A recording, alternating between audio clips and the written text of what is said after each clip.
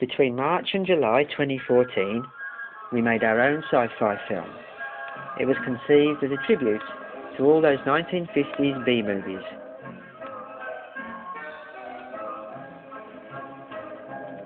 Tony, Stephen and Trevor put a story together about aliens kidnapping humans and taking them to the rocket ship, which was hidden in a shed. Lynn agreed to film everything, and right from the word go, we had lots of help. People were happy to be actors or to help with makeup, costumes, lots of different aspects to making a film. There was a lot of enthusiasm for which we were very grateful. One of the first main concerns was how to make 3 robot costumes. Well, Jane came in and helped us with that.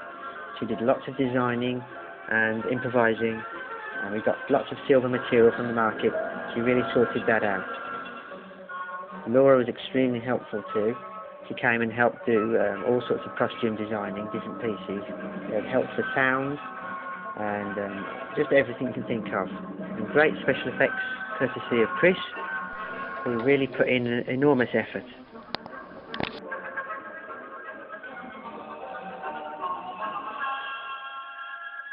In the centre, only done neck. I want to show reveal the young, over the beach. I finished with last yeah. Is that the full piece? Yeah. So you could take it like that, then why don't you do that now when it was ready for you? Yeah, and then just but do you need have you any idea?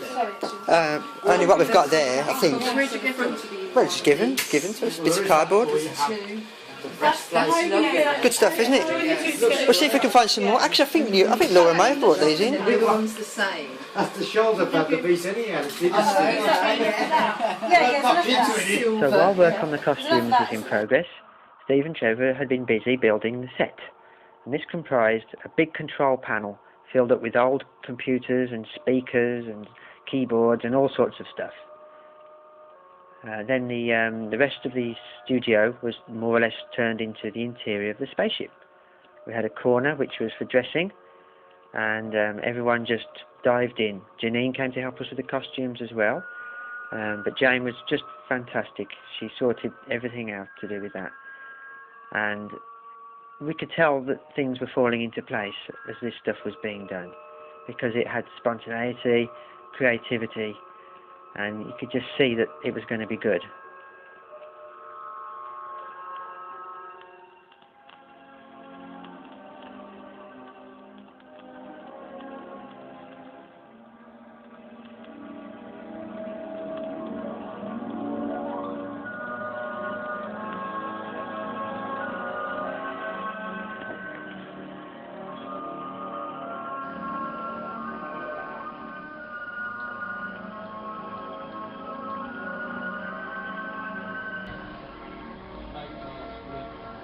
As work progressed, we finalised who was going to be in the cast. These things changed because some people could do it, some people couldn't. But in the end, we had a Thursday where everyone came in and we did all the interior scenes in the spaceship. And the real unsung heroes are the 3 fembots. That's Jen, Laura and Julie. They put up with such a lot because they had heavy makeup, the most costume, and they had shower caps on, headphones, goggles, everything.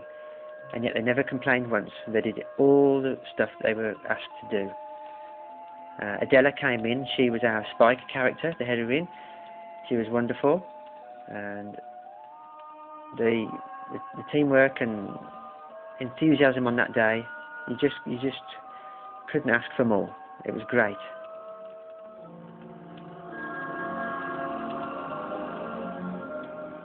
We had our Emperor, Arthur. He more or less stepped in at the last minute as well. And Tony played a couple of dual roles, really. He was just fantastic as ever.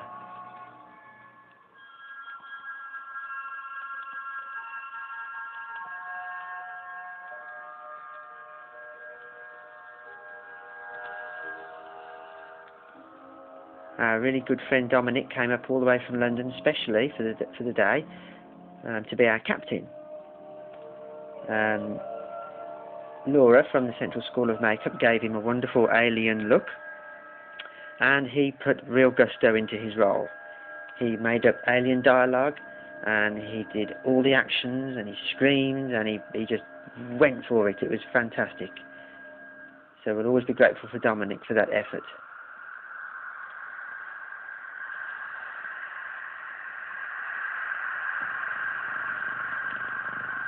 The poster was drawn and sketched by Stephen and Trevor, and it was, again, supposed to be a 1950s sci-fi B-movie poster.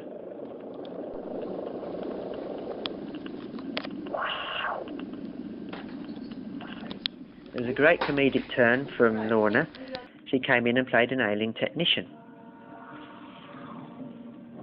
Then we all jumped on the bus and went to Chris's garden for the location filming. There we filmed the picnic scenes and escape scenes.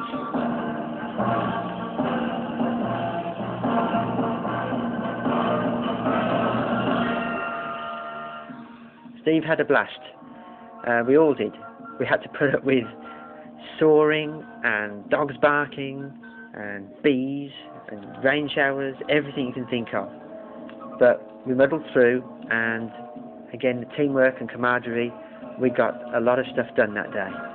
Chris's workshop was our sort of hidden shed where the rocket ship was supposed to be inside.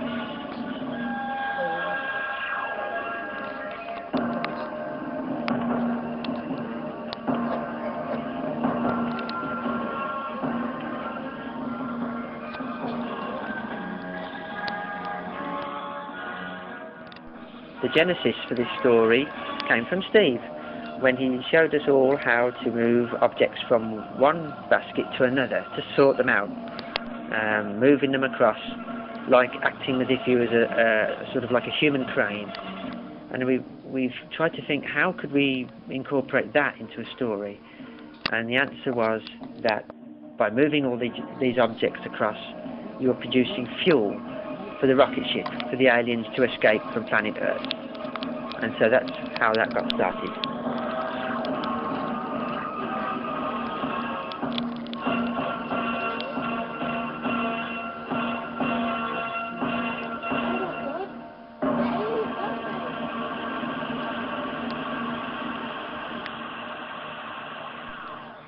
We had a wonderful singer, Chloe Rose Fisher.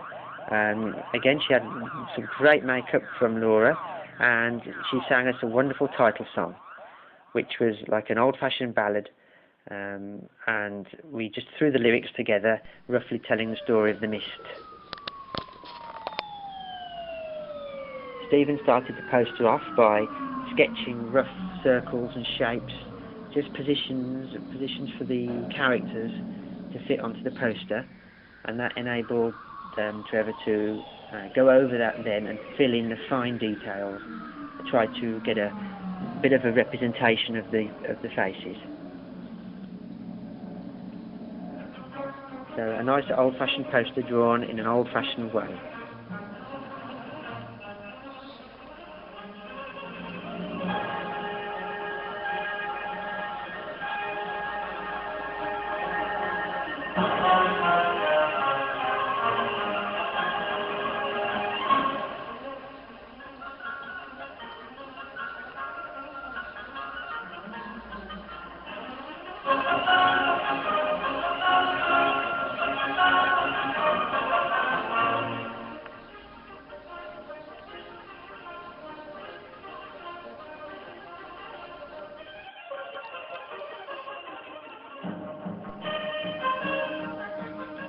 Adela put up with a lot too, because she at one point was working from an older script and we were all working from a more updated script.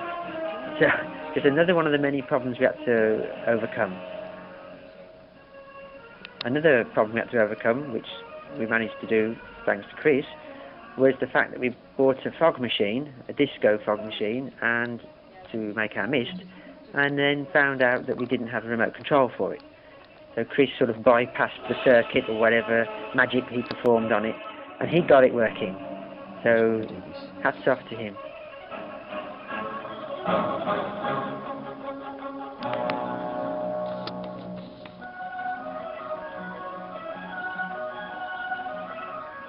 Tony featured prominently on the poster.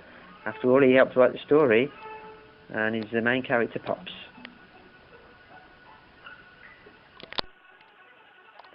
The poster was drawn with pencil, then gone over with pen, and painted with watercolours. That simple. Something like, you can see these old posters, Invaders from Mars, that kind of stuff, Invasion of the Body Snatchers, those kind of posters, mostly from the 50s, and that's the look we were trying to evoke.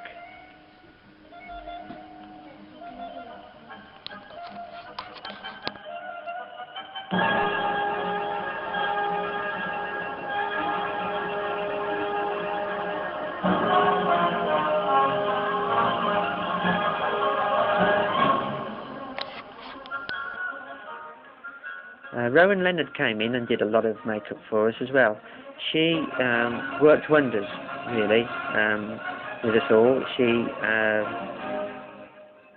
did everyone in rapid succession with really good alien effects. Tony was just, you know, in his element. He really seemed to enjoy the whole process. Arthur did very well too. But once again, we can't say enough about the Fembots. They were real troopers. Super troopers, I'd say.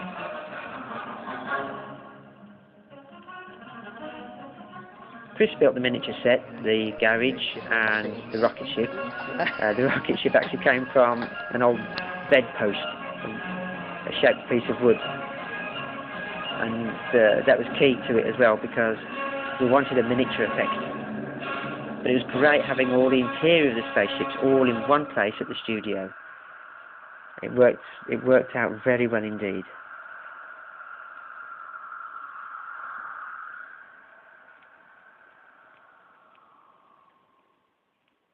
Then we had to go and do some more location filming, and we did that in Trevor's garden.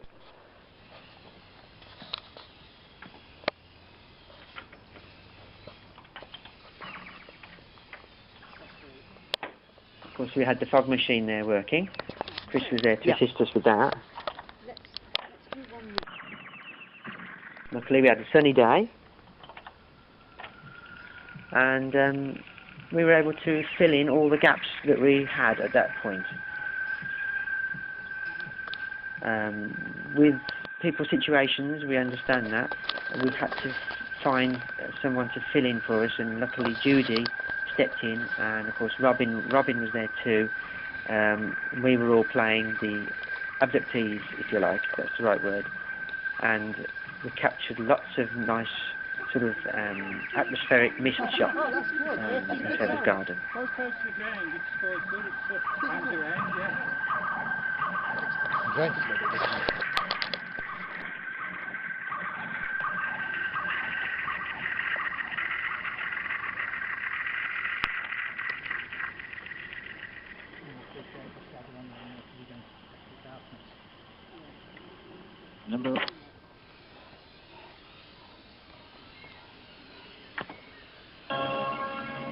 So Chris really pulled off the fog machine work. If it hadn't been for Chris at that stage, we wouldn't have had any mist in our Mist from Planet X. So we were always indebted to him for that.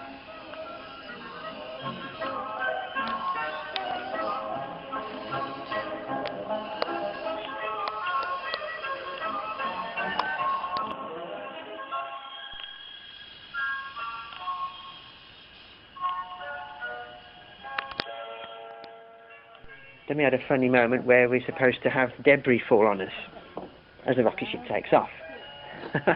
So we had to stage that as best as we could. And of course the miniature rocket ship too. So we had to use what we had, and we had fishing line, and Chris rigged up the whole thing very, very well actually. And we spent a day filming just that too. Very sort of Jerry Anderson. Jerry Anderson meets Blue Peter, if you like. But we're very happy because that's the kind of look and feel that we wanted. I mean, somebody else might have said, hey, we can do this on computer. But we wanted to do it the old-fashioned way and enjoy doing it.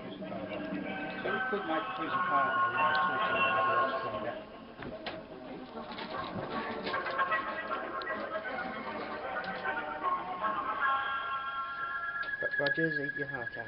Eh? Sorry? Rogers. Was it Doctor? What was it? What was the professor? Doctor. Zarkov. That's it.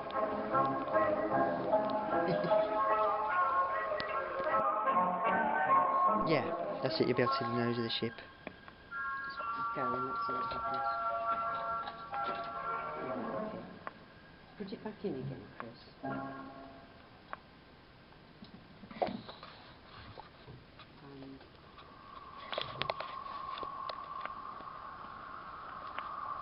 go again.